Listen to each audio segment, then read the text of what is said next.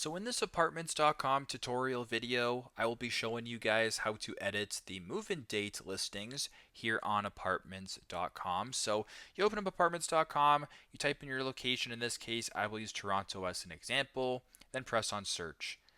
Now, if you kind of want to see where the move-in date is, or for example, if you're looking for a condo or whatever, or a rental, but you want the specific move-in date to be 3 months from now, the way to do that is to go to the top right to where it says All Filters, press on that, then just scroll down to where it says Move-in Date right here.